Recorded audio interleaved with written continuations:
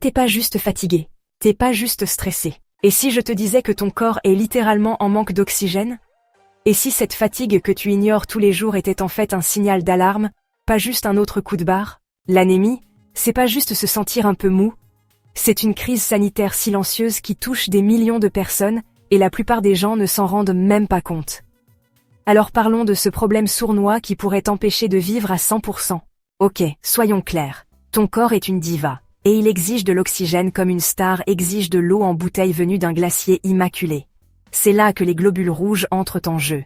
Ils transportent l'oxygène dans tout ton corps, comme des petits livreurs surmenés.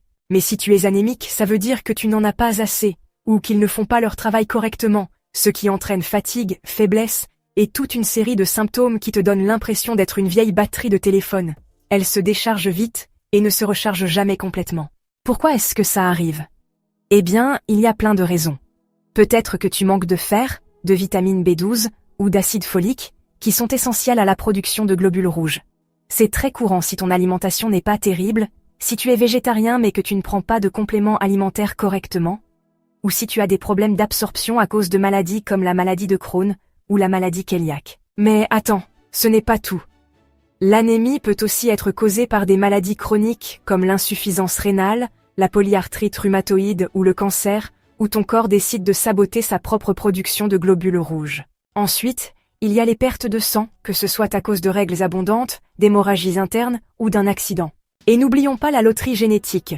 Certaines personnes héritent de maladies comme la drépanocytose, où leurs globules rouges ont la forme de petits croissants de lune qui obstruent la circulation sanguine et se décomposent trop tôt. Il n'est pas toujours facile de reconnaître l'anémie. Les symptômes apparaissent lentement.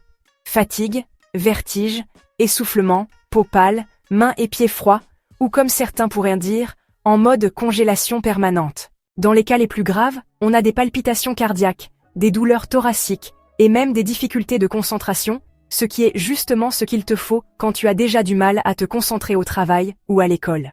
Diagnostiquer l'anémie est assez simple. Une analyse de sang appelée numération formule sanguine vérifie ton taux d'hémoglobine et ton nombre de globules rouges. Mais découvrir pourquoi tu es anémique peut demander un peu plus de travail de détective, des tests de fer et de vitamines au dépistage génétique. Et le traitement? Ça dépend de la cause. Anémie fériprive? Mange des aliments riches en fer comme les épinards, les haricots et la viande rouge, ou prends des compléments. Mais prépare-toi à quelques effets secondaires amusants. Si ton corps n'absorbe pas la vitamine B12, tu auras peut-être besoin d'injections. Pour l'anémie liée à une maladie chronique, le traitement de la maladie sous-jacente est utile, même si certaines personnes ont besoin de médicaments qui stimulent la production de globules rouges ou même de transfusions sanguines. Prévenir l'anémie, c'est une question d'équilibre. Mange bien, fais-toi examiner régulièrement, et si tu es à risque, femme enceinte, maladie chronique, ou si tu ne manges jamais de légumes, surveille tes analyses sanguines. Parce que si tu ignores l'anémie, les choses peuvent de mal tourner. Ton cœur doit travailler davantage pour compenser le manque d'oxygène, ce qui augmente le risque d'insuffisance cardiaque. Ton système immunitaire s'affaiblit, la guérison prend plus de temps, et ton énergie reste bloquée en mode économie d'énergie. Certains groupes sont plus à risque, les femmes qui ont des règles abondantes, les jeunes enfants qui ont besoin de fer pour leur développement, et les personnes âgées qui n'absorbent peut-être pas aussi bien les nutriments.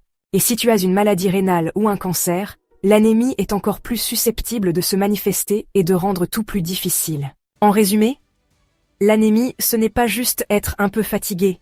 Ça peut signaler des problèmes de santé plus graves qui nécessitent une attention particulière. La bonne nouvelle?